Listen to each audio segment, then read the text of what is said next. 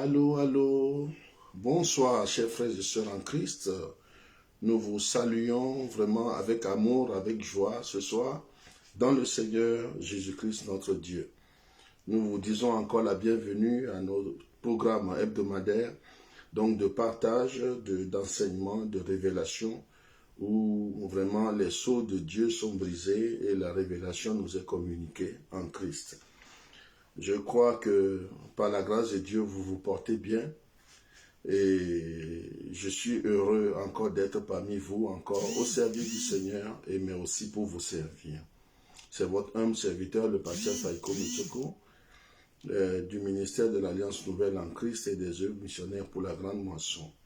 Que le Seigneur vous bénisse richement, vous tous qui vous connectez à nous, vous tous qui vous joignez à nous, vous tous qui, de près ou de loin, vous associez à cette grâce, à ce ministère, à cette montagne, à ce lieu de révélation, à cette maison du Seigneur. Que Dieu vous bénisse richement au nom de Jésus-Christ. Je voudrais aussi saisir l'occasion pour saluer mes pères, saluer mes frères et sœurs en Christ, saluer les bien-aimés qui prient pour nous, qui intercèdent pour nous, qui nous soutiennent de plusieurs façons. Et je voudrais aussi dire merci, bien-aimés dans le Seigneur, un grand merci fraternel à notre frère bien-aimé, le frère David, ainsi que à toutes ses équipes, à tous les frères et sœurs, les techniciens opérationnels et opérateurs, j'allais dire, qui travaillent avec lui pour l'avancement du royaume par le biais des médias, de la chaîne télévision, donc de Victoire Live TV, qui diffuse ici et ailleurs et partout dans le monde entier. Que le Seigneur vous bénisse et que le Seigneur bénisse cette œuvre que vous avez mise en place pour la gloire de Dieu. Je prie aussi, bien-aimés dans le Seigneur, que la grâce de Dieu visite chacun et chacune pour les efforts que vous faites, pour la diffusion vraiment de nos messages, de nos exhortations.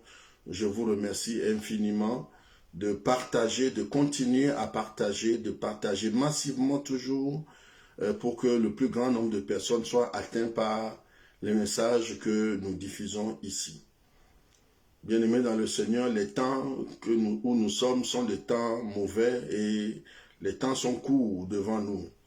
Et nous avons à travailler, à redoubler d'efforts, à labourer dur pour que l'évangile puisse percer dans les profondeurs des cœurs et qu'il soit reçu, entendu et accepté par le plus grand nombre.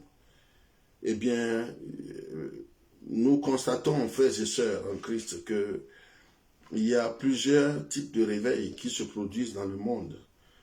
Des différents mouvements, des idéologies diverses, des groupes de pensée, des cercles de réflexion, des milieux ésotériques,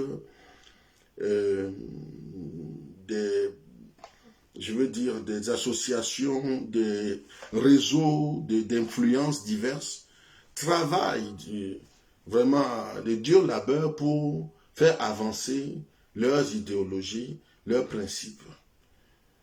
Le réveil se déroule dans beaucoup d'environnements déjà, dans beaucoup de cercles, dans beaucoup de réseaux. Des fois des réseaux fermés, des fois des réseaux ouverts. Ils ont accentué, ils multiplient leurs actions, leurs influences, de manière à engranger le plus grand nombre de personnes et à les gagner à leur cause. Mais hélas, encore dans l'Église du Seigneur Jésus-Christ, très peu de personnes sont conscientes de ces réalités. Nous rendons grâce à Dieu, des mouvements spirituels très forts dans certaines régions, dans certains lieux, dans certaines églises, mais le rythme et le nombre vraiment nous fait des fois défaut. Et nous prions le Seigneur de nous envoyer un souffle nouveau, un vent nouveau de réveil. Un vent, bien aimé dans le Seigneur, de son Esprit Saint. Un mouvement spirituel pour que nous puissions rentrer profondément dans ce réveil. Vous voyez les agitations dans le monde, vous voyez les guerres et les bruits de guerre, vous voyez les tensions qui s'élèvent. Tout cela nous rappelle les prophéties, les avertissements du Seigneur Jésus dans Matthieu le chapitre 24, Luc le chapitre 21.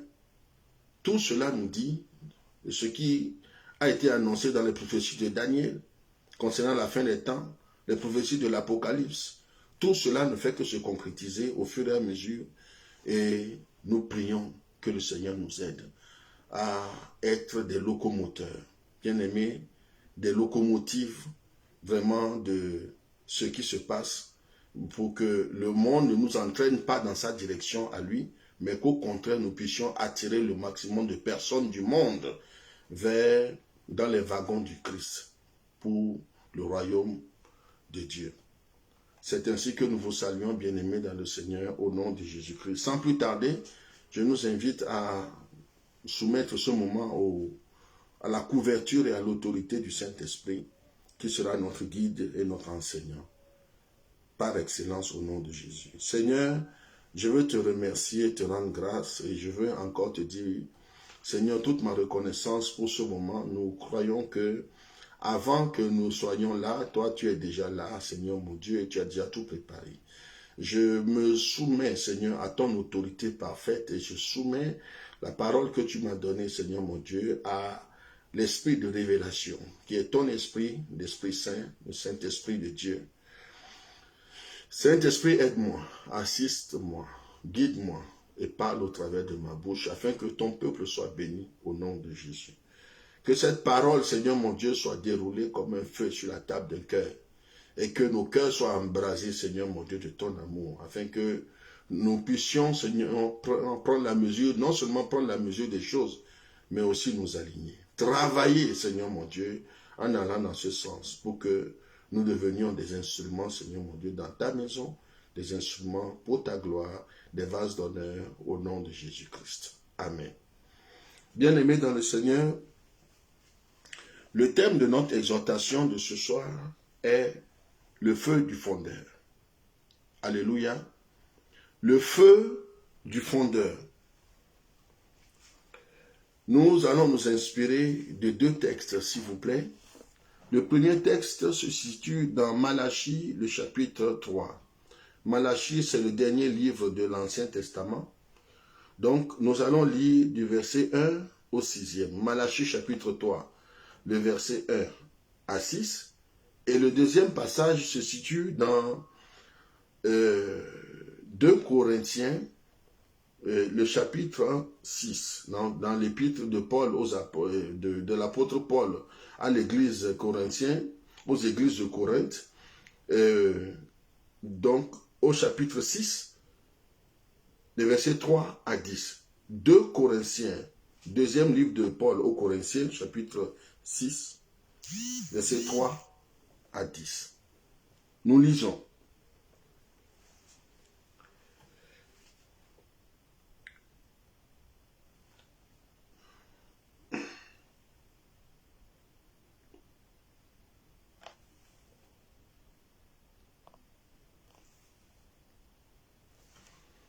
Donc, 2 Corinthiens, nous allons lire d'abord Malachie chapitre 3, les versets 1 à 6. Donc, il est écrit ici,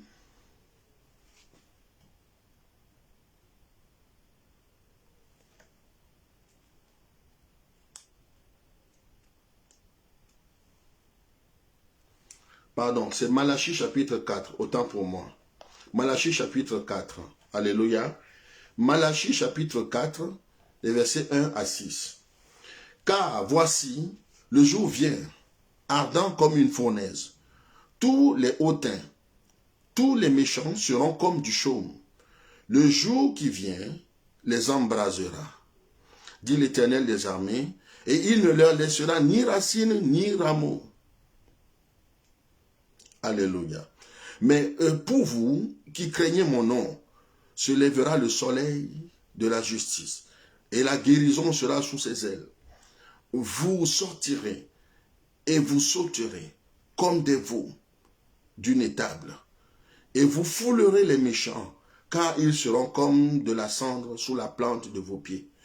Au jour que le Seigneur prépare, dit l'Éternel des armées, souvenez-vous de la loi de Moïse, mon serviteur, auquel j'ai prescrit en Horeb, pour tout Israël des préceptes et des ordonnances. Voici, je vous enverrai Élie, le prophète, avant que le jour de l'Éternel arrive, ce jour grand et redoutable.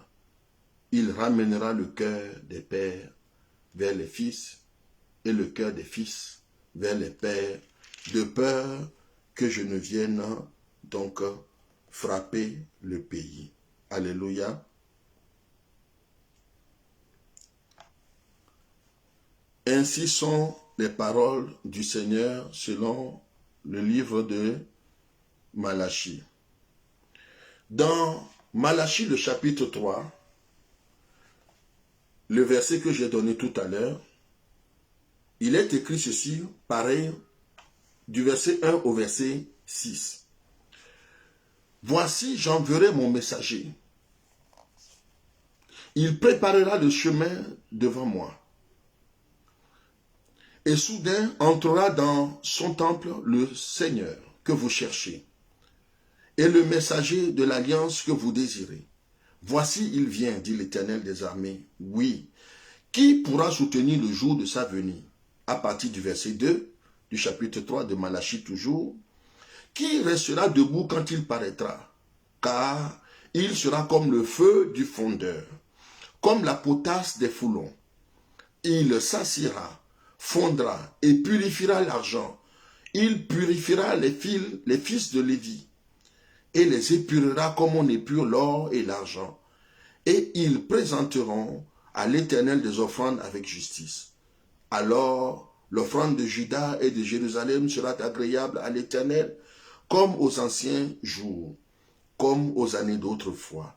Je m'approcherai de vous, car le Seigneur de vous pour le jugement, et je me hâterai de témoigner contre les enchanteurs et les adultères, contre ceux qui jurent faussement, contre ceux qui retiennent le salaire du mercenaire, qui oppriment la veuve et l'orphelin, qui font tort à l'ennemi, à l'étranger, et ne me craignent pas, dit l'Éternel des armées, car je suis l'Éternel, et je ne change pas, et vous, enfants de Jacob, vous n'avez pas été consumés. Amen. Donc voici donc la lecture du premier passage qui se trouve donc dans Malachie, le chapitre 3 et le chapitre 4. Nous allons lire donc le deuxième passage de nos textes d'inspiration qui se situe dans 2 Corinthiens, le chapitre 6, les versets 3 à 10. Excusez-moi pour cette petite erreur de lecture que j'ai faite tout à l'heure dans la citation des passages. Donc, dans 2 Corinthiens, le chapitre 6, les versets 3 à 10, nous lisons.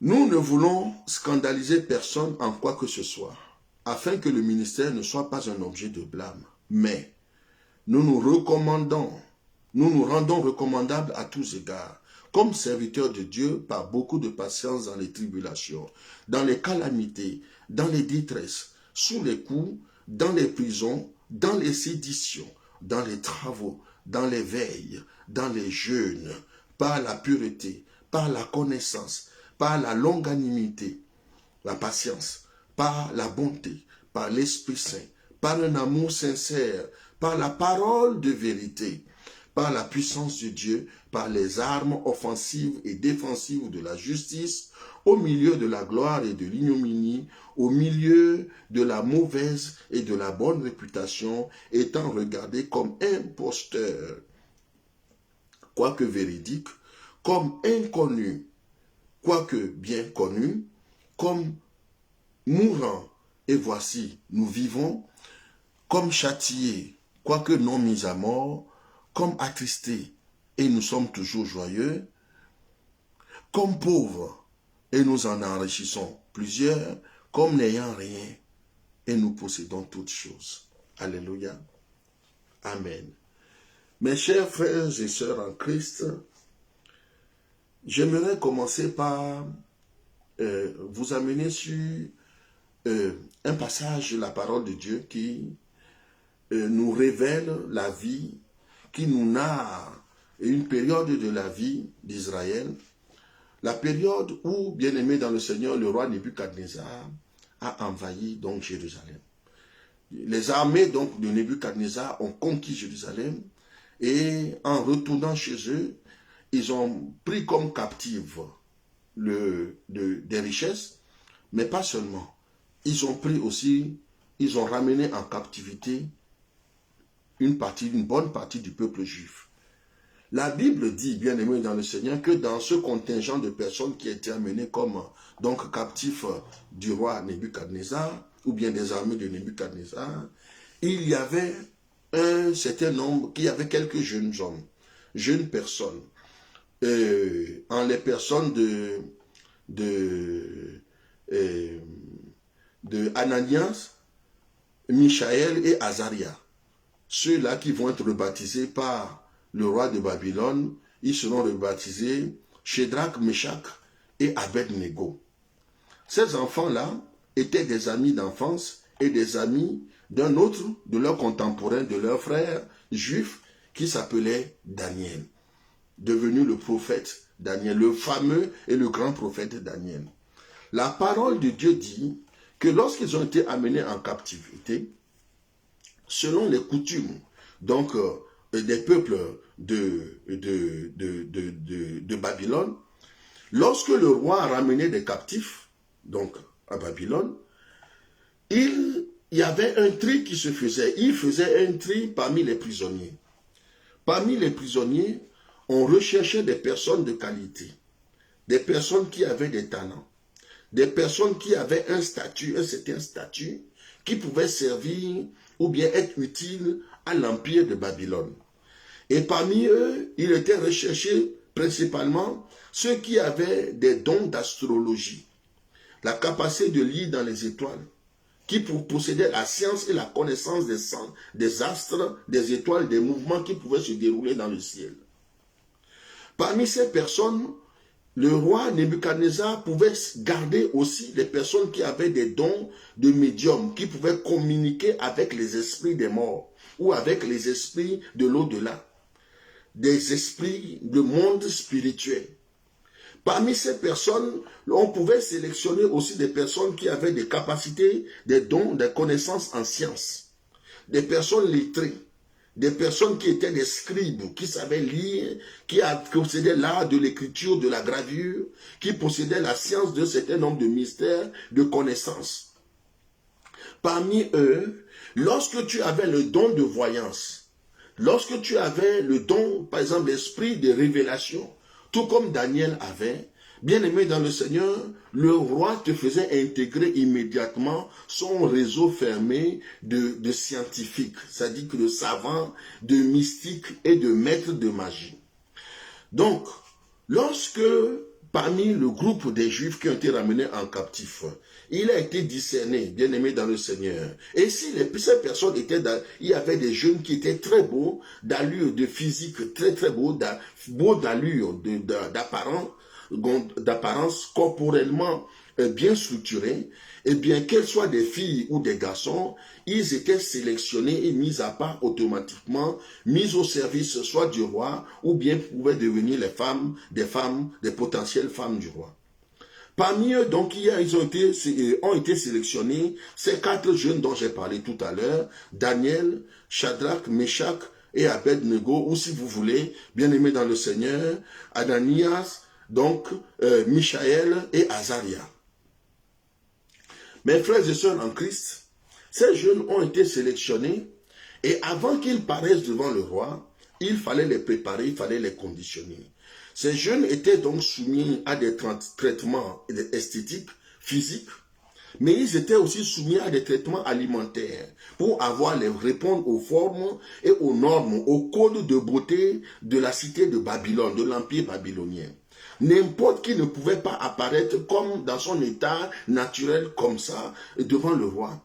il fallait donc que ces personnes soient travaillées et qu'ils rendent dans les codes, dans les normes physiques, les normes esthétiques, les normes de beauté physique de Babylone. Il fallait ensuite qu'ils puissent rentrer dans les vêtements qui sont appareillés, préparés pour ces personnes qui étaient appelées à servir à la cour du roi avant de les présenter au roi.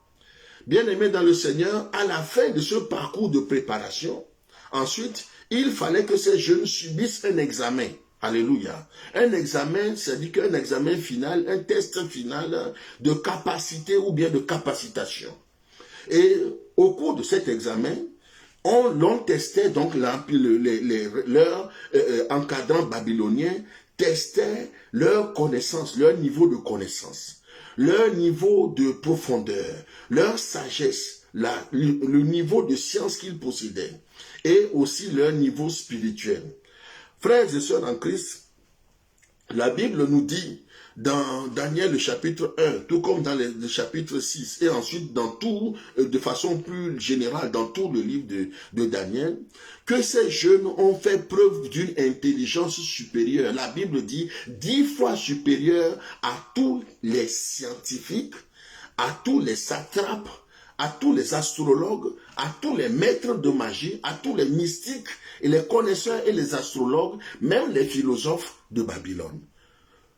Il n'est pas dit ici, bien-aimés, que l'intelligence de ces jeunes juifs était supérieure à l'intelligence de la jeunesse de Babylone. Il n'est pas dit que la science et les connaissances des jeunes étaient supérieures aux habitants au niveau de connaissances ou bien de science ou bien de connaissances mystiques, spirituelles des habitants de Babylone. Il est dit qu'ils avaient un niveau de connaissance, un niveau de révélation 10 fois supérieur au niveau de connaissance déjà des scientifiques, des savants, des astrologues, des mystiques, bien-aimés, de tous ces voyants qui travaillaient déjà dans la cour ou bien à la cour du roi de Babylone. C'est pour dire que, bien-aimés dans le Seigneur, ces jeunes étaient des jeunes et c'était des personnes spéciales. Ces jeunes portaient et revêtaient une excellence. Ces jeunes avaient dans leur nature quelque chose qui était supérieur, bien-aimé dans le Seigneur, à la moyenne de connaissance, de profondeur, de révélation ou même de spiritualité de ce que le monde avait connu jusqu'alors, de ce que l'empire babylonien avait connu jusqu'alors. Et j'aimerais, bien-aimé dans le Seigneur, rappeler ici, nous dire, bien-aimé, que si ces jeunes ont été comme tels, il faut tracer leurs origines. Pour comprendre la raison pour laquelle ces jeunes étaient aussi différents de toutes les jeunes autres personnes. Pour savoir pourquoi leur intelligence était supérieure, pour savoir comment se fait-il que de si jeunes garçons étaient plus intelligents que les astrologues, avaient la science et la révélation des arts, des étoiles, les mouvements des astres et des étoiles, toutes ces choses, pour savoir et comprendre comment ils ont pu en arriver à ce niveau, à leur âge, à leur si bas âge, bien aimés, il faut comprendre que ces jeunes ont été éduqués selon la révélation du Seigneur, la révélation de la Torah, la révélation d'une science supérieure qui s'appelle la science du Dieu créateur, qui s'appelle la sagesse divine, qui s'appelle la connaissance céleste, révéler la connaissance révélée. Pour atteindre ce niveau de révélation, frères et sœurs en Christ, il faut comprendre, bien aimé, que c'est parce que des sceaux, les livres scellés, c'est-à-dire que la science du ciel, les révélations du ciel ont été brisées, c'est-à-dire des sceaux de révélation, de mystères cachés ont été brisés, ont été révélés à ces enfants. Ce qui fait que ces enfants avaient des compétences supérieures, supérieures à la moyenne normale. Pourquoi? Parce qu'ils avaient une révélation supérieure. Alléluia. Ils avaient une révélation supérieure. Ces enfants ont été moulés, bien-aimés dans le Seigneur, dans le creuset de la Torah. Ils ont été formés dans le vase, bien-aimé, de la révélation de la parole de Dieu. Ils ont été bercés par des nourrices. Alléluia, Hébreux. Et ils ont été nourris au sein de la parole de Dieu. Ils ont été formés, formatés, forgés, bien-aimés par les saintes écritures, la révélation de leur Père. Ces jeunes avaient la science que les autres nations ne possédaient pas. Ces jeunes possédaient la révélation que beaucoup de nations ne possédaient pas en leur temps. Ce qui a fait qu'ils pouvaient, bien aimés dans le Seigneur, révéler des choses qui étaient nouvelles au peuple de Babylone, qui était un peuple païen et idolâtre, à plus d'un titre. Frères et sœurs dans le Seigneur, le feu du fondeur a façonné ces enfants-là et les a forgés autrement. Il s'agit qu'ils avaient une forme qui était étrangère, une forme mystérieuse. Ces enfants étaient en eux-mêmes, par leur seule présence, ils représentaient un mystère, toute une science pour le peuple de Babylone. Et c'est ce que le chrétien est appelé à être. Malheureusement, de nos jours, ce que nous voyons, c'est que les chrétiens eux-mêmes, au lieu d'être fondus, au lieu d'être forgés, au lieu de traverser le feu de Dieu, bien aimés, les chrétiens sont faciles à fondre face aux diverses tentations de ce monde. Les chrétiens fondent facilement face à la tentation. Beaucoup de chrétiens bien-aimés dans le Seigneur sont tombés alors que la tentation n'était même pas encore là. La tentation avait seulement frappé à leur porte. La tentation était seulement branchée sur leur route. La tentation était seulement, c'est-à-dire que l'odeur de la tentation était seulement arrivée à leur nez, mais ils ont déjà cédé à la tentation. Beaucoup de chrétiens bien-aimés dans le Seigneur cèdent facilement à la tentation. Comme je me souviens à l'époque, j'avais rendu visite à un ami pasteur, et ce jour-là, il devait recevoir un homme et une femme. Et ce jour, bien-aimé dans le Seigneur, je découvre en cette salle comment cet homme qui était un homme marié, un ancien de l'église. Frère, l'ancien de l'église a eu une aventure avec une sœur dans l'église, une sœur qui était célibataire, qui était une dame d'un certain âge, de la quarantaine, mais qui n'avait pas marié, qui n'avait pas d'enfant. Mais une dame qui était une dame en forme, mais qui était seule. Et ce frère, lui, était avec sa femme. J'ai vu une famille vraiment, parce que j'ai rendu visite plusieurs fois à cette église, et je connaissais cette famille qui était une famille en apparence, une bonne famille, bien structurée, bien construite, avec des enfants. Et il se trouve que la maman dans l'église, la sœur dans l'église, est partie voir le pasteur. Donc ça, c'était avant que moi je leur rende visite. Et a été dévoilé que le monsieur, elle avait eu une aventure avec ce papa, cet ancien, ce diacre de l'église. Et qu'elle était même tombée enceinte et qu'elle a dû avorter parce que le monsieur a exigé qu'elle avorte. Et elle a avorté. Et après avoir avorté, eh bien, les tourments spirituels ont commencé. Et à force de tourment en tourment, d'aller de tourment en tourment, elle a fini par venir confesser son péché. Et elle a démasqué le monsieur. Et le monsieur qui, devant nous ce jour-là, était obligé de reconnaître qu'effectivement, il avait eu une aventure. Il a une femme à la maison, mais il a une aventure à l'église. Une église dans la maison de Dieu, là où il était censé travailler plutôt sa sanctification. Frères et sœurs, je me souviens de cette sœur bien-aimée qui m'a dit, pasteur, je ne sais pas qu'est-ce qui m'arrive, mais à chaque fois qu'un homme me fait des avances, je ne peux pas lui dire non. Je me retrouve toujours dans son lit. Frère, mais bien-aimé dans le Seigneur, oui, il y a l'aspect spirituel que nous devons travailler, mais il y a aussi l'aspect personnel, psychologique, cet aspect émotionnel, ou bien cet aspect vraiment de légèreté qui fait que les anciennes habitudes, le vieil homme n'a pas été brisé. Le vieil homme n'a pas été tué. Le vieil homme n'est pas mort. Il ne fait que sommeiller. Et de temps en temps, il se réveille. Et comme tout être humain, charnel, ou bien animal, il se réveille, il a faim, il faut qu'il aille manger. Il va, il mange et il retourne dormir jusqu'à ce qu'il se réveille encore pour faire encore des dégâts. Le vieil homme bien-aimé dans le Seigneur, lorsqu'on n'en est pas dépouillé, eh bien, il crée des troubles terribles. Un frère m'a dit un jour, pasteur, je suis lié, je ne sais pas, mais je n'arrive pas à me défaire de l'esprit de masturbation. Vraiment, je ne peux pas me contrôler. Et des fois, j'ai des envies et je suis obligé de passer par la pornographie. Et ensuite, je fais ceci et je fais cela. Je n'ai pas de copine, je n'en ai pas, mais tout seul, je ne peux pas m'empêcher de faire. Bien-aimé dans le Seigneur, c'est parce que le vieil homme n'est pas mort. C'est parce que nous ne sommes pas, ou bien vous n'êtes pas encore passé par le creuset du fondeur. Vous n'êtes pas encore passé par le four du forgeron. Vous n'êtes pas encore passé par les épreuves, bien-aimés, qui auraient pu vous nettoyer et vous dépouiller d'un certain nombre de faiblesses. Ici, nous devons rappeler, bien-aimés dans le Seigneur, que trop de chrétiens tombent non seulement face à la tentation, mais ils tombent aussi face au bien de ce monde, c'est-à-dire à la richesse du monde, à des propositions, des chimères. Amen. Les séductions, les illusions de ce monde, le désir de popularité. Et je me rappelle cette sœur qui était une grande chanteresse. Elle chante dans l'église. Belle voix. J'étais en Côte d'Ivoire et il y en a une que j'ai vue là-bas.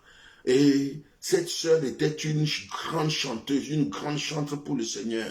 Quelques années après, j'ai appris que cette sœur est devenue une grande mondaine. Et effectivement, je l'ai vu, une de ses vidéos, elle chantait pour le monde, je veux dire, à moitié nue. Je me souviens de cette sœur au Togo, une fille qui chantait dans mon pays d'origine, qui chantait, qui louait, qui adorait le Seigneur, qui amenait son église dans les profondeurs vraiment de l'esprit et qui nous amenait vraiment à nous élever. Rien qu'à la radio, quand on écoutait ces chansons, nous étions émerveillés. Et puis jusqu'au jour où un jour, j'ai regardé donc sur YouTube une de ces vidéos et à ce moment-là, elle avait commencé à chanter pour le monde. Elle chantait les plaisirs, la chair, les désirs, les satisfactions, la séduction. Et elle danserait avec l'esprit de sirène des eaux. Et c'était terrible. Et j'ai vu, et je me suis renseigné, et j'ai eu confirmation que cette sœur avait basculé dans le monde depuis qu'elle a été invitée pour la première fois à aller chanter dans un pays occidental. Elle est partie, elle a chanté, on l'a fait visiter des endroits et ainsi de suite. Et quand elle est revenue au pays, eh bien, sa musique, son ministère de chantre, vraiment, a été mis de côté et elle est devenue une chanteuse du monde et elle a perdu ainsi aussi son salut. Face, bien-aimés dans le Seigneur, à certaines épreuves de la vie, beaucoup d'autres personnes aussi baissent les bras et ne comprennent pas. Pourquoi mon mari a pu me laisser tomber? Pourquoi ma femme m'a abandonné alors que je suis chrétien? Alors que nous sommes une famille chrétienne? Pourquoi mon enfant est mort? Pourquoi est-ce que ça m'arrive à moi? Face à certaines épreuves, pourquoi j'ai perdu mon travail? Je travaillais si bien, je n'avais de problème avec personne, je ne cherchais des problèmes à personne, je ne faisais du mal à personne. Et pourquoi donc m'a-t-on viré? Bien-aimés, et des personnes ont perdu, bien-aimés dans le Seigneur, ils ont perdu leur équilibre spirituel et ils ont basculé parce que les épreuves étaient trop difficiles pour eux à supporter. D'autres personnes rejetées depuis l'enfance par leur famille, par leurs parents. Des fois, ils n'ont même pas connu leurs parents et leur vie n'est que souffrance. Mais dorénavant, ils ont connu le Seigneur. Mais même avec le Seigneur, le réveil a été difficile. Frères et sœurs, en méditant sur ces choses, j'ai compris une chose. Une chose est de se convertir. Une chose est de dire, je suis dorénavant chrétien. Une chose est de pouvoir vanter que nous sommes dorénavant nés de nouveau. Mais autre chose est de grandir dans le Seigneur. Autre chose est de mûrir dans le Seigneur. Autre chose est d'accepter le brisement par lequel nous sommes renouvelés. Autre chose est d'accepter, bien-aimé encore, dans le Seigneur, de passer par le feu, alléluia, le feu pour éprouver, pour nous dépouiller, le feu pour nous purifier, l'épreuve de la foi. l'épreuve de la foi chrétienne, alléluia, d'accepter de passer par le creuset, par l'éveil. L'apôtre Paul dit, nous nous recommandons à toute bonne conscience, par l'éveil, alléluia, veillée de prière. J'étais parti faire mes études dans une ville de France, et j'ai été hébergé dans le centre, sur le campus de formation, pendant un an. Pendant un an durant, j'ai vécu sur ce campus, et j'ai cherché, j'ai prié le Seigneur. Je demandais au Seigneur, Seigneur, oriente-moi vers quelque part, un endroit ou bien un groupe de personnes qui a besoin de toi, ou bien qui a besoin d'un pasteur, ou bien des grâces, des dons de pasteur. Pourquoi, ou bien de serviteurs de Dieu? Pourquoi? Parce que je ne me vois pas faire un an ici et aller chercher une église qui est déjà structurée, construite, et puis les gens sont là, et puis moi je vais visiter une église juste comme un visiteur. Je n'en vois pas l'utilité. J'ai prié Dieu, et un dimanche matin, j'ai encore prié Dieu, je me suis habillé, je suis sorti. Je suis parti marcher dans toute la ville. Et j'ai marché, j'ai fait les rues, j'ai fait les routes, et à la fin, comme Dieu est Dieu, le Dieu d'alliance qui ne dort pas, le Seigneur m'a orienté sur un chemin, et j'ai vu des personnes sortir d'un bus, le bus du dimanche. Et j'ai vu ces femmes qui étaient habillées en tenue, bien habillées et tout. Et je me suis approché, je leur ai posé la question, madame, vous allez où? Elles m'ont dit, on va à l'église. Il y a une église ici, oui. Si vous voulez venir avec nous, on va vous montrer. Donc je les ai accompagnées. Et quand elles sont arrivées dans leurs églises, c'était une église anglophone. Et elles m'ont dit à côté, il y a une église qui est mixte. Ils sont à la fois anglophones et ils sont francophones. Et donc je suis allé plutôt dans l'église où ils sont à la fois anglophones et francophones. Et quand j'ai vu le nombre, c'était un tout petit groupe. Ils n'étaient pas nombreux. Et il n'y avait même pas de pasteur. Alors, j'ai commencé à aller dans cette église. Frères et sœurs, j'ai commencé à aller à visiter cette église tous les dimanches. Et j'y allais, je m'asseyais comme un frère.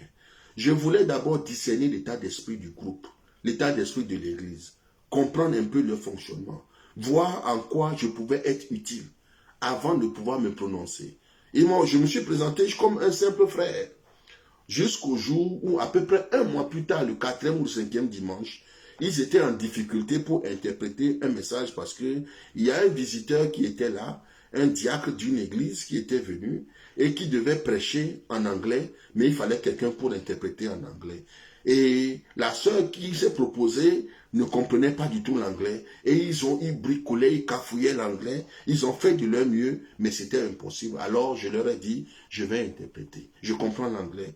Alors je me suis levé et j'ai interprété le message. À la fin du message, la diaconesse, une des diaconesses qui était responsable du groupe m'a abordé et il m'a demandé, frère, on vous voit ça fait presque un mois, mais tel que je vous ai entendu parler et interpréter le message tout à l'heure, permettez-moi de vous demander si vous n'êtes pas un pasteur par hasard. Et je leur ai dit oui. Depuis ce jour, j'ai pris la direction de ce groupe, de cette communauté-là. Ils n'ont pas de pasteur. Si, ils ont un pasteur. Ils avaient un pasteur. Je ne peux pas juger, mais j'aimerais juste dire que leur pasteur, vivait dans une ville à presque 200 km de là où ils sont. Et le pasteur vient les visiter une fois tous les 3 mois. Et quand il vient, c'est pour venir récolter les dîmes et les offrandes et il repart. Donc, ce groupe était là, ils étaient comme des brebis sans berger, dans la souffrance. Et le diable les frappait de tous les maux. Il y avait des guerres dans le groupe. Ils étaient divisés, ils se mangeaient tous, ils se détestaient et ils se critiquaient. Quelqu'un pouvait interrompre l'autre pendant qu'il prêchait, enfin qu'il apportait une exhortation le dimanche. L'autre, quand c'était son tour, l'autre aussi perturbait. Et puis, chacun ils avaient divisé le groupe. Il y a une diaconesse qui a un groupe qui est à ses côtés, l'autre a pris un autre groupe à ses côtés, et c'était vraiment un folklore. Et quand je suis arrivé, je leur ai dit, je prends l'autorité ici. À partir d'aujourd'hui, c'est moi qui gouverne cette église. Et quand votre pasteur viendra, je lui parlerai et je me présenterai à lui. Donc, c'est ce que j'ai fait. J'ai appelé leur pasteur, je me suis présenté. J'ai dit que je suis ici en formation seulement pour 1 an. J'ai vu que le groupe était en difficulté et j'en ai pris la direction. Ça n'empêche pas, c'est toujours lui qui est leur principal. Mais quand il viendra, on fera connaissance. Et moi, à la fin de l'année, quand j'ai fini mon parcours, je repars. Frères et sœurs, quand j'ai pris la direction du groupe, je me suis rendu compte que il y avait des chrétiens là-bas depuis 20 ans qui sont convertis. Ils n'ont jamais jeûné 3 jours sans manger. 3 jours sans manger, ils n'ont jamais jeûné. D'autres n'ont jamais fait des veillées de prière pendant 5 ans, 10 ans. Et ils avaient plein de problèmes spirituels. Et j'étais obligé de prendre ce groupe en charge. Et je les ai conduits dans l'enseignement du dimanche. L'école du dimanche, tous les dimanches, avant le début du culte. Jeûne, veille, prière, programme de séminaire, jusqu'à la fin de l'année, frères et sœurs en Christ. Ces personnes n'étaient pas brisées. Ces personnes n'étaient pas façonnées. Ces personnes n'ont pas été, ne sont pas passées par le creuset.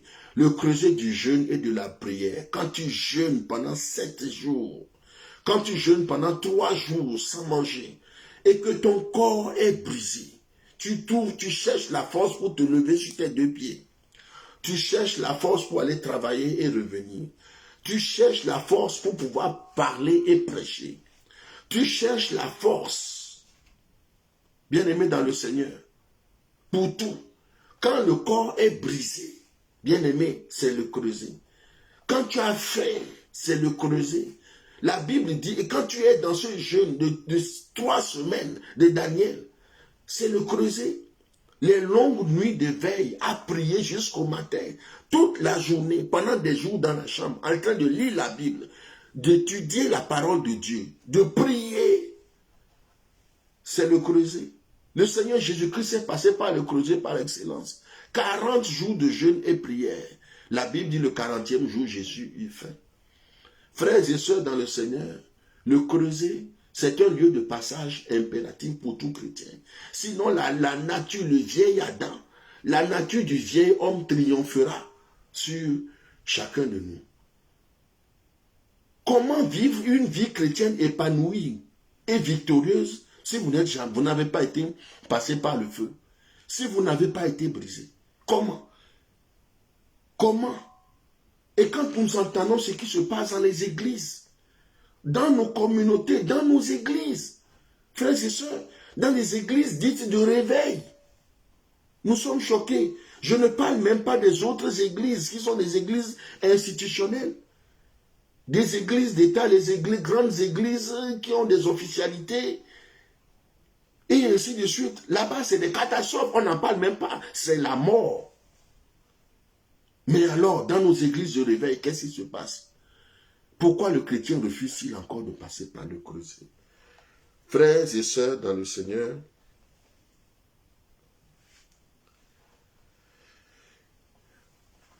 le creuset, c'est aussi la persécution. Beaucoup de chrétiens fuient la persécution. Alors, de nature, oui, humaine, nous n'aimons pas souffrir. Mais la persécution en Christ, elle est une réalité. Elle fait partie des creusets que les chrétiens sont appelés à passer. Le creuset, bien-aimé, c'est quelque chose de fondamental. Le creuset, c'est un lieu où nous sommes, notre vieille nature, notre moi est mis à mort. C'est le lieu, bien-aimé dans le Seigneur, où Christ nous façonne à nouveau. Il nous transforme et il nous ramène à son image. C'est le lieu, bien-aimé dans le Seigneur, où Dieu fait de nous des nouvelles personnes. Alléluia. Dieu renouvelle notre image en son image transfigurée. Frères et sœurs dans le Seigneur, le creuset, c'est le lieu où nous sommes rendus semblables à Christ par sa consécration, par son engagement, par sa souffrance. Frères, c'est le lieu, bien-aimé dans le Seigneur, où nous devenons parfaitement semblables à lui. Alléluia. L'apôtre Pierre a dit quelque chose d'extraordinaire. Dans 1 Pierre, le chapitre 1, Nous allons lire 1 Pierre, le chapitre 1. Nous allons lire à partir du verset 3. Et vous allez comprendre l'importance de l'épreuve. L'importance d'un tant soit peu de souffrance. Pas la souffrance que nous allons chercher parce que nous vivons une vie mal, ou bien nous allons provoquer les gens, ou bien nous allons pécher, et puis quand la malédiction arrive, ou bien le châtiment arrive, on dit, oh Seigneur, je souffre, les gens me persécutent. Non, ce n'est pas la souffrance du péché. Ce n'est pas l'épreuve parce que nous avons fait du mal et on nous a jetés en prison. Ça, ce n'est pas une épreuve, ça. C'est les conséquences, ça, c'est les conséquences de nos actes. Et le chrétien n'est pas appelé du tout à ça. Mais il y a des épreuves du fait que nous avons engagé le Christ. Que nous nous sommes engagés nous-mêmes pour le Christ. Et ces épreuves-là sont utiles pour notre propre croissance, pour notre propre développement, pour notre propre devenir et notre propre salut. Dieu ne peut pas utiliser un homme à l'état brut. Alléluia. Moi, j'entends les chrétiens qui crient, surtout en Europe, ici, les gens se convertissent du jour au lendemain. Alléluia, Jésus est bon, amen. Oui, Dieu nous aime, oui, amen. C'est le plus grand message d'amour, amen. Oui. Ils ne comprennent pas encore. Alléluia. Ça, ce n'est rien du tout. Oui, même si effectivement ce qu'ils disent est vrai, mais ils n'ont encore rien commencé. Le chemin est long. Alléluia. La route devant nous, elle est longue et elle est difficile à pratiquer. La voie du salut n'est pas une voie de jeu, d'amusement.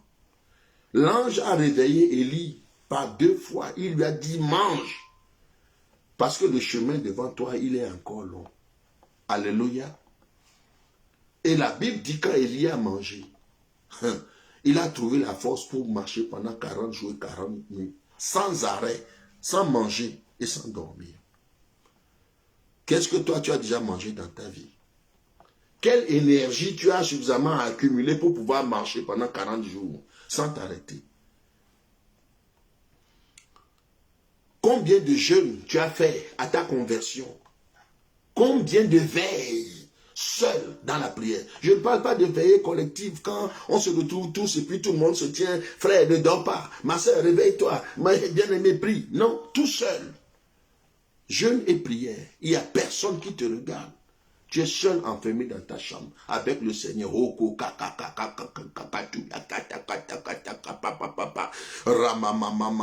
Tout seul pendant des heures. Combien de fois? Qu'est-ce que tu as accumulé? Es-tu dépouillé de toi-même? De ton moi? Je suis comme je suis. Personne ne me fera changer. Ou bien on m'accepte comme je suis, ou bien rien. Je ne changerai pas pour toi. Frère. 1 Pierre, le chapitre 1, le verset 3. Béni soit Dieu le Père de notre Seigneur Jésus-Christ, qui selon sa grande miséricorde nous a régénérés pour une espérance vivante, par la résurrection de Jésus-Christ d'entre les morts, pour un héritage qui ne peut ni se corrompre, ni se souiller, ni flétrir. Mesurez bien ces mots. Cet héritage ne peut ni se corrompre, ni se souiller, ni flétrir. Parce qu'il y a une cause. Jésus est passé par la mort avant de ressusciter et nous donner et recevoir cet héritage qui est devenu maintenant incorruptible. La mort du creuset, la mort du feu, la mort du calvaire, la mort par la croix.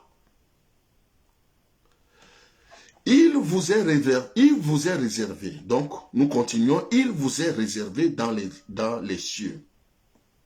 À vous qui, par la puissance de Dieu, êtes gardés par la foi pour le salut prêt à être révélé dans les derniers temps. C'est là ce qui fait votre joie. Quoique maintenant, actuellement, vous les chrétiens, eh bien, vous soyez attristés pour un peu de temps par diverses épreuves, afin que l'épreuve de votre foi, amen, plus précieuse que l'or périssable qui cependant est éprouvé par le feu, ait pour résultat la louange, la gloire et l'honneur, lorsque Jésus-Christ apparaîtra. Alléluia. Lorsque Jésus-Christ apparaîtra. Que l'épreuve de votre foi, alléluia, plus précieuse que l'or, qui est malgré tout périssable, ait pour résultat tout ce qui est digne de louange, de gloire et d'honneur, lorsque Jésus-Christ apparaîtra. Mes chers frères et sœurs dans le Seigneur, les chrétiens, ces chrétiens facilement, qui chutent facilement, sont victimes du fait qu'ils ne sont jamais passés par le creuset. C'est des chrétiens qui ne sont pas passés par le creuset. Quelqu'un qui est passé par le creuset, il ne peut plus se flétrir. Parce que tout ce qui est flétrissable, tout ce qui est pourrissable, tout ce qui est corruptible est consumé par le feu du fondeur, le feu du creuset. Lorsqu'une chose est passée par le feu ne l'éprouve plus. Le feu ne peut plus le dégrader. Je vais vous donner un exemple, bien-aimé dans le Seigneur. L'or qui a été épuré par le feu, une fois qu'il est épuré, vous le refaites passer par le feu. La seule chose qui risque de lui arriver, c'est de changer d'état. Il change d'état. C'est-à-dire qu'il va devenir liquide. En dehors de ça, il ne peut plus donc être modifié. Je reprends un exemple concret dans la parole de Dieu. Daniel, Shadrach, Meshach et Abednego, les compagnons de Daniel. Le roi a fait ériger une statue en idole, sa statue. Il dit prosternez-vous et tous ceux qui refusent de se prosterner devront être égorgés ou bien devront être tués. Ananias, Azaria et Michaël ont refusé. Donc les compagnons de Daniel ont refusé. Ils ont refusé de se prosterner. Le roi les a fait convoquer, les a interrogés. Pourquoi vous refusez? Maintenant, on va encore faire sonner la trompette et vous allez vous prosterner. Sinon, je fais chauffer le feu et je vous jette dans la fournaise ardente. Les jeunes hommes lui ont répondu, ô roi, si tu nous jettes dans le feu, eh bien, notre Dieu, celui dont nous sommes déjà tombés dans le feu, depuis notre pays en Israël, celui dont nous sommes déjà passés par le feu du fondeur, c'est-à-dire nous sommes déjà passés par son creuset dans notre pays d'origine. Nous avons été enflammés par le feu de Dieu, du Dieu d'Israël. On est déjà brûlé et on est déjà épuré. Ce qui reste de nous là, c'est la matière pure. Le feu ne peut plus nous éprouver. Donc, si tu veux nous faire passer par le feu, tu peux nous tuer. Ce n'est pas un problème. C'est-à-dire que nous ne te craignons pas. Notre Dieu nous délivrera, autant pour moi. Mais, si notre Dieu ne nous délivre pas, c'est-à-dire il ne délivre pas notre chair qui est ici, qui cependant aussi est déjà éprouvée par le feu, eh bien nous acceptons de mourir. De tout compte fait, nous sommes déjà morts. Notre vie n'est plus à nous, elle appartient à Christ. Notre vie n'est plus à nous, elle appartient au Dieu d'Israël. Notre vie n'est plus à nous, elle est au Dieu immortel. Donc, tue-nous ou laisse-nous vivre, peu importe. Nous sommes déjà morts et nous sommes déjà vivants. Rien ne peut plus nous éprouver. Frère, la parole de Dieu dit que le roi s'est enquêté, il a fait chauffer le feu. La Bible dit qu'il a fait tellement chauffer le feu, 7 fois plus chaud que la température normale. Mais quand il les a jetés dans le feu, eh bien, Ananias, Azaria et Michaël, ils sont rentrés dans le feu et ils avaient les mains dans les poches et ils se baladaient dans la fournaise de feu. Les jeunes hommes ont commencé à se balader et ils ont commencé à discuter. Azaria, ça va? C'est bon? Bon, ça va, hein? Tes vêtements ne sont même pas brûlés. Oh! Michaël, regarde tes cheveux. Rien, tout est là. Oh là là. Ah, c'est la forme, hein? Ils se sont sentis à l'aise dans le feu. Alléluia. Aussitôt, la parole de Dieu dit que quelqu'un leur est apparu dans le feu. un quatrième personnage. Et le roi va hurler depuis son trône. Il appelle ses serviteurs et il dit, n'avons-nous pas jeté 3 personnes dans le feu, les pieds et les mains liés dans le feu? Ils ont dit oui. Il dit, je vois que leurs cordes ont été brûlées par le feu. Je vois que leurs chaînes sont brûlées par le feu. Mais je vois qu'ils sont debout et ils sont en train de causer dans le feu. Et pire que ça, ils ne sont plus 3. Ils se retrouvent à 4. Et le visage de la 4e personne que je vois dans le feu en train de se balader avec eux ressemble à celui du Fils de Dieu, d'un Fils de Dieu. Il ressemble au visage d'un ange. Il ressemble au visage d'un Messie, un sauveur. C'est-à-dire un être divin. Quelqu'un de spécial est en train de marcher avec eux dans le feu. Et en plus, ils ne sont pas morts. Sortez-les du feu. Que je voie réellement que ce que je vois n'est pas un rêve. Et ni une illusion, mais une réalité. Lorsqu'ils les ont sortis, les 3 sont sortis du feu. La 4e personne a un bout disparu. Et ils sont sortis du feu en pleine forme, en pleine santé avec leurs habits. Le roi a dit, leur Dieu est véritablement le vrai Dieu. Alléluia. Le roi a dit, vous qui les avez jetés dans le feu, allez retourner vous-même dans le feu. Ils sont morts sur le champ. Pourquoi Ananias, Saphira, Michaël et Azaria ont survécu? Parce qu'ils ont déjà été éprouvés par le feu. Le feu ne peut plus les éprouver à nouveau. Ils sont déjà transfigurés, ils sont déjà transformés, ils sont déjà remodelés, ils sont déjà des personnes renouvelées. Le feu ne peut plus les atteindre parce qu'ils ont accepté depuis leur pays de traverser le feu pour le Seigneur, le Dieu d'Israël.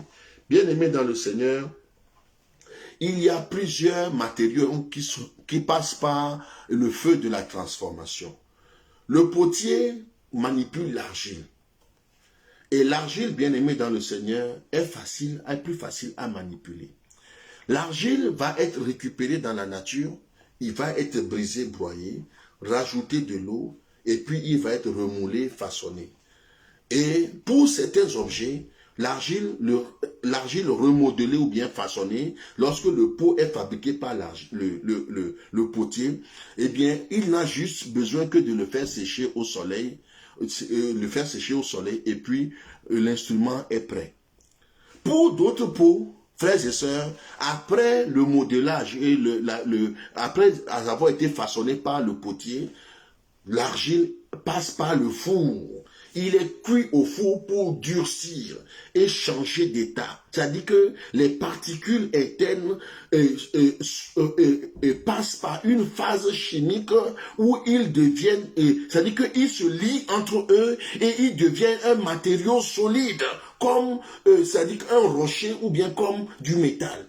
À partir de ce moment, ce vase fabriqué, conçu par le potier à partir de l'argile qui n'est que de la terre, frère, devient un objet rigide et solide, un objet d'esthétique, un vase d'honneur, un vase digne d'être utilisé par le propriétaire.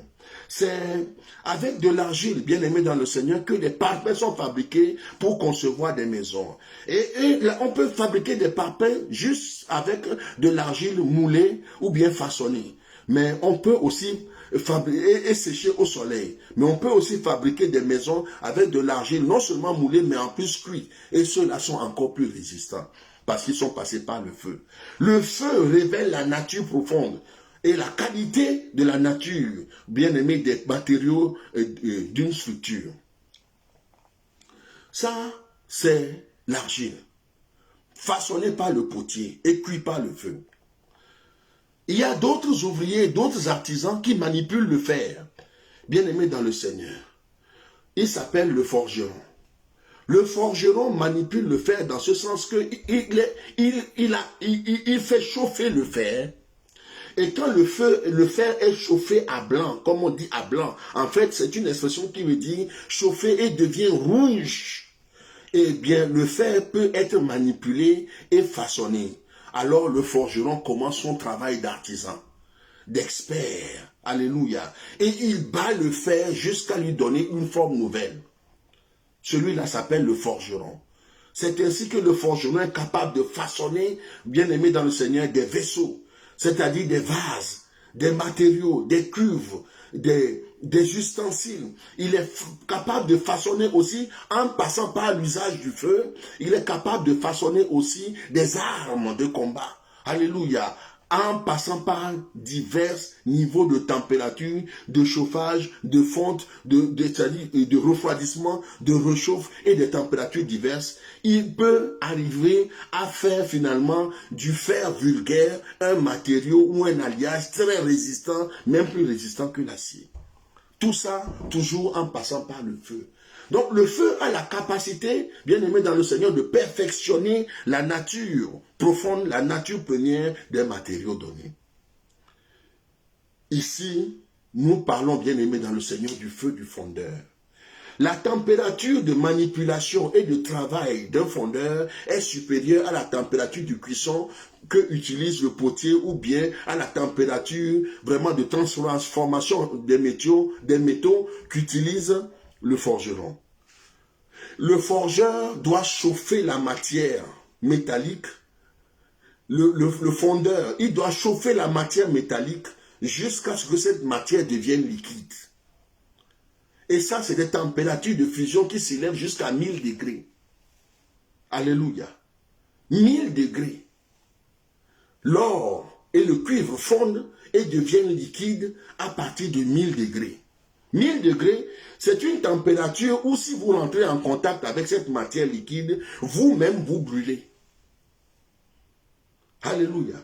Vous brûlez. Vous allez être liquéfié ou bien transformé en cendre parce que vous allez être consumé. C'est une température proche de la température d'auto-inflammation.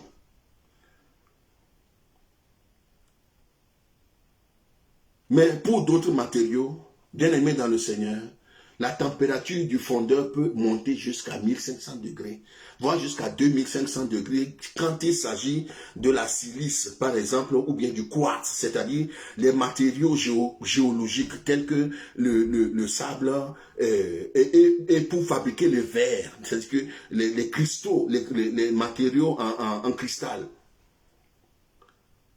Le fondeur a besoin de température élevée et le feu que manipule le fondeur est plus dangereux que le feu que manipule le forgeron ou le potier.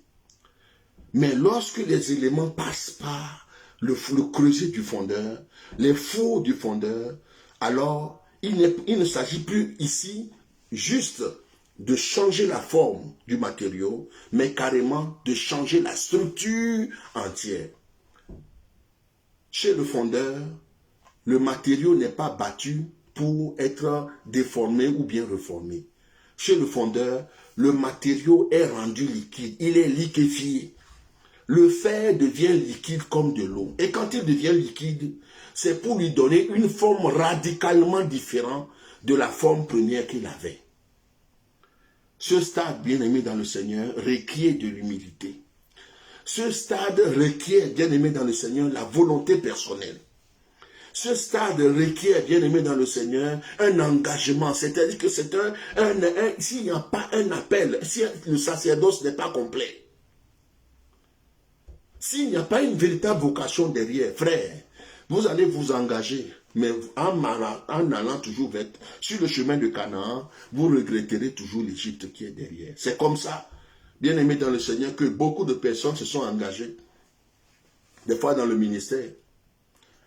Des religieux, des religieuses, des personnes se sont engagées et avec le Seigneur, pendant qu'ils avancent, ils veulent quand même manger les choses derrière. Ils regrettent ce qu'ils ont laissé passer derrière.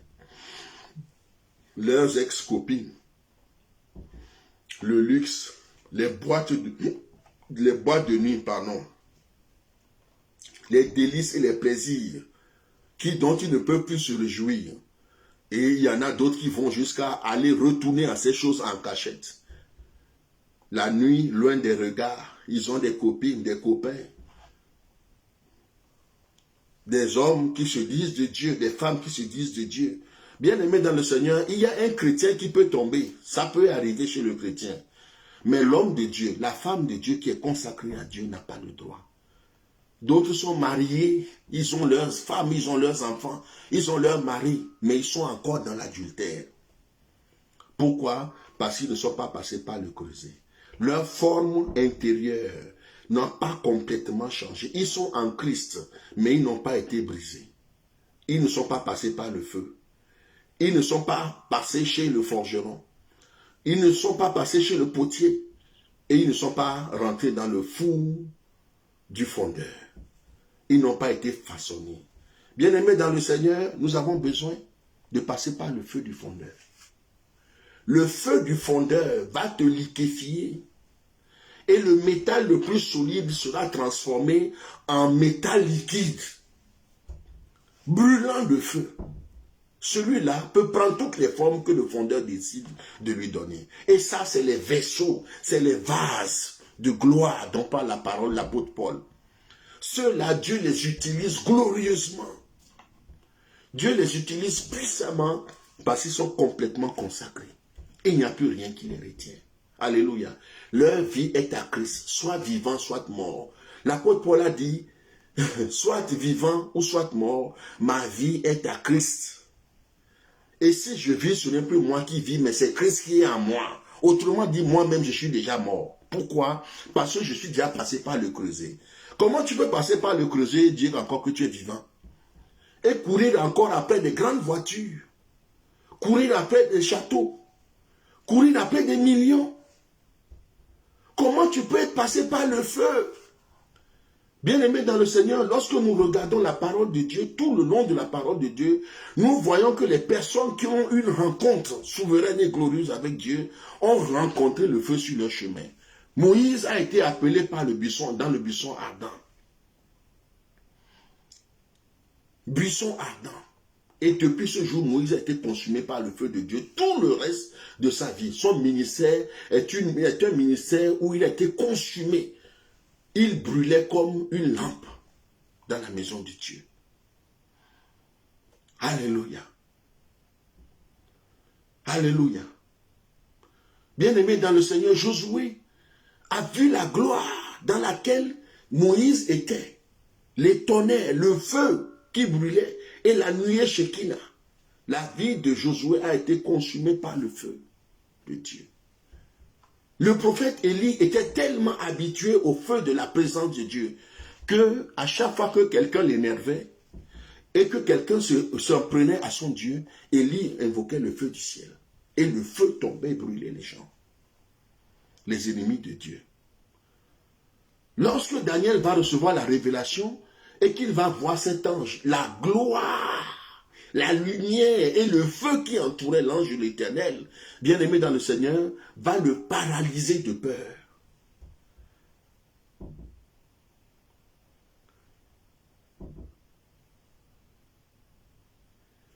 Sur la montagne de la transfiguration, Jésus prend son apparence glorieuse et son visage brille comme le soleil dans toute son ardeur. Les apôtres étaient morts de peur.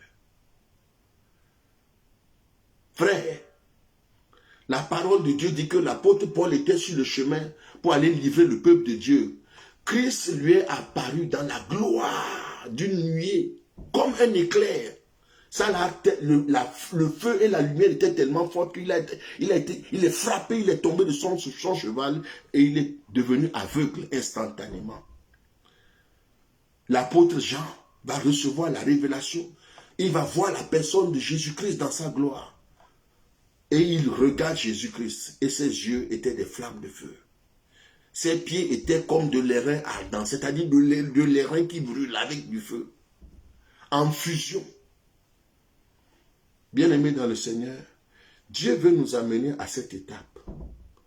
Il y a ceux qui sont appelés à être des instruments dans la main du potier. D'autres sont appelés à aller plus loin, à devenir des outils forgés par le forgeron. Et il y en a d'autres qui sont appelés à un appel supérieur. Ceux-là, ils ne peuvent être manipulés que par le fondeur. Alléluia. Par le fondeur.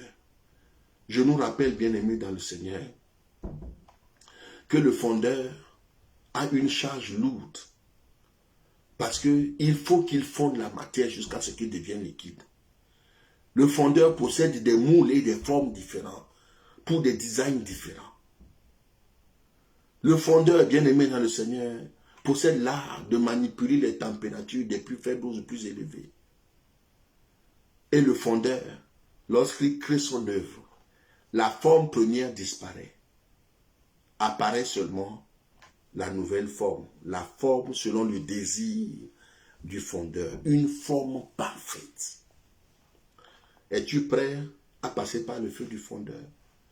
Ma soeur, est-ce que tu es prête à passer par le feu du fondeur? Nous avons accepté d'être brisés, broyés par Dieu.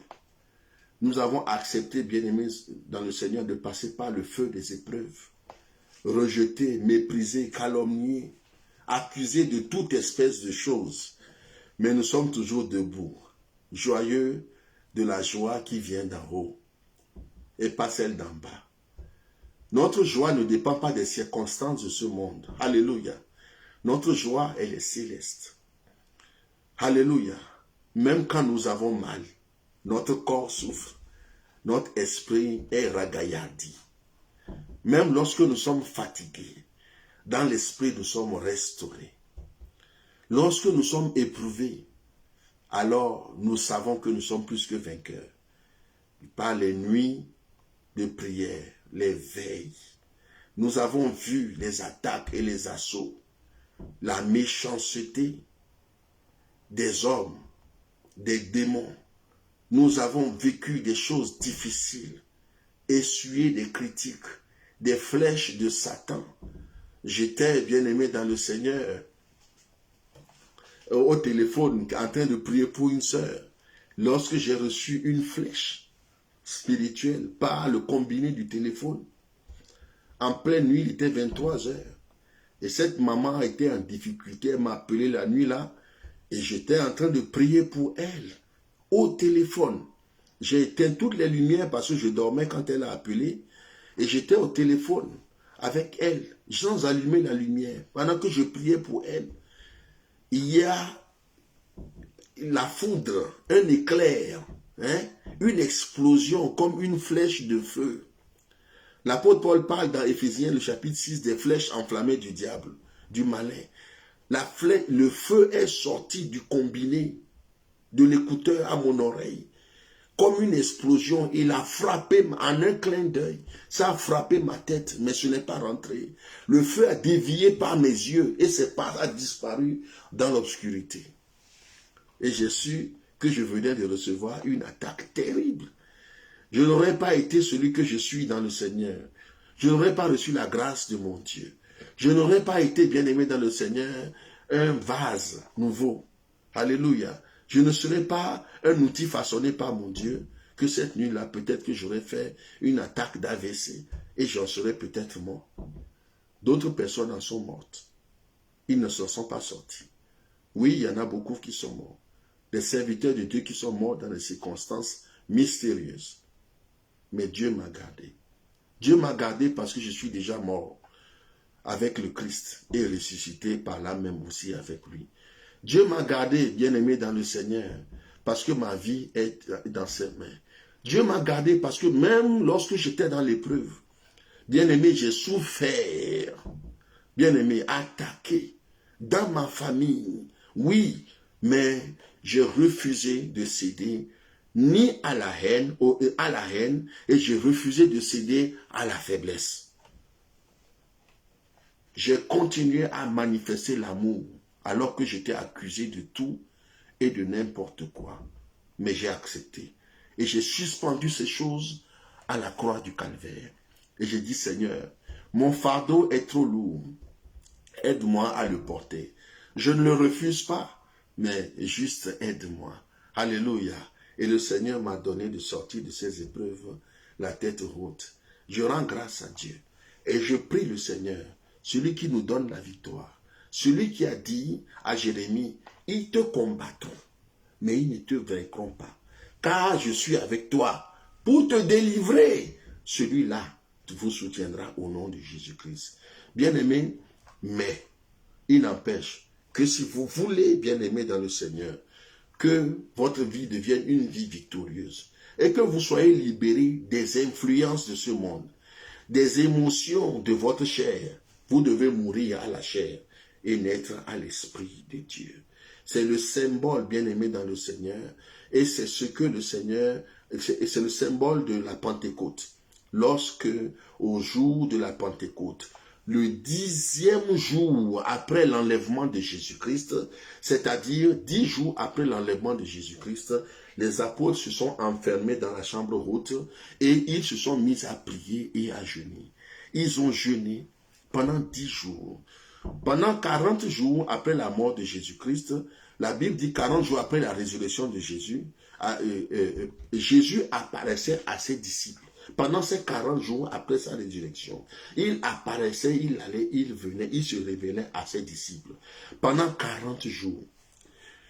Et il est monté au ciel le 40e jour devant eux tous en Galilée, alors qu'il y avait plus de 120 personnes qui étaient là, qui étaient réunies pour regarder, pour assister au départ du Seigneur Jésus-Christ. Jésus a été enlevé au ciel sous leurs yeux. Au retour de Galilée, les disciples se sont enfermés dans la chambre haute, attendant selon la parole du Seigneur, la promesse que Dieu a promise d'en haut, c'est-à-dire de leur envoyer le Saint-Esprit. Ils étaient dans le jeûne. Vous imaginez, frères et sœurs, jeûne et prière pendant 10 jours. Aucun d'entre eux ne mangeait. À prier. Le 10e jour, c'est-à-dire le 50e jour depuis la résurrection de Jésus-Christ, eh bien, il y a eu ce qu'on appelle le Pentecôte, la Pentecôte. Pentecôte veut dire Pentecôte Emena, c'est-à-dire le 50e jour en grec. Le Pentecôte Emena, le 50e jour, depuis la résurrection de Jésus, et le 10e jour depuis son ascension au ciel, eh bien, le souffle, l'Esprit de Dieu est descendu sous forme de langue de feu. Et les disciples de Jésus ont été baptisés du feu du Saint-Esprit. Ce jour-là, nous n'avons plus reconnu l'apôtre Pierre.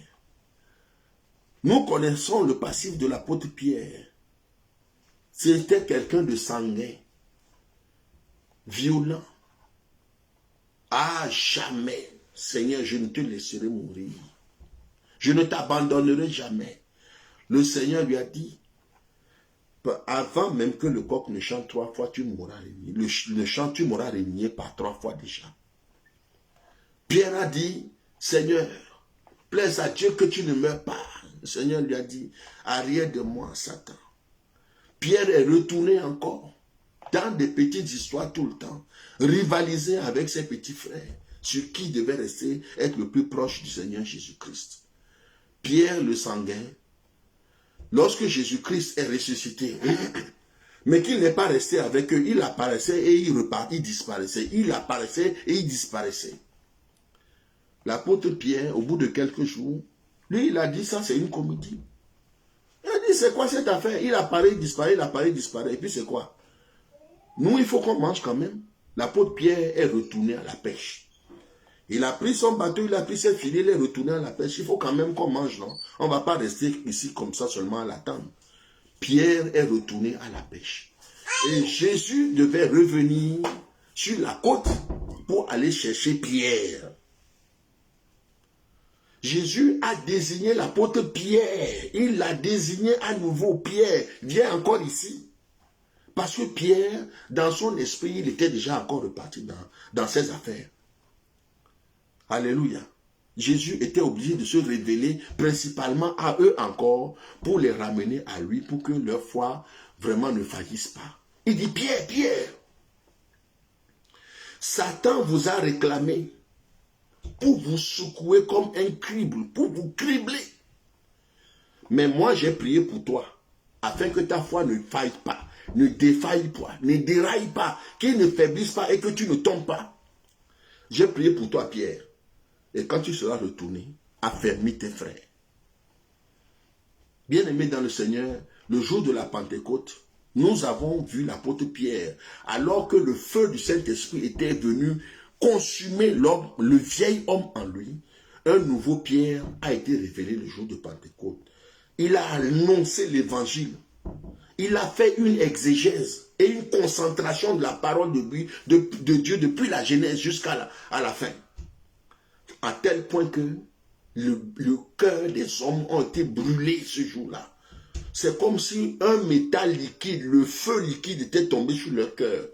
Ces gens, la Bible dit qu'ils ont été troublés dans leur cœur. Ils ont demandé à Pierre, Pierre, que devons-nous donc faire pour être sauvés? L'apôtre Pierre leur a dit de se repentir et de croire au Seigneur Jésus-Christ et d'être baptisés pour être sauvés.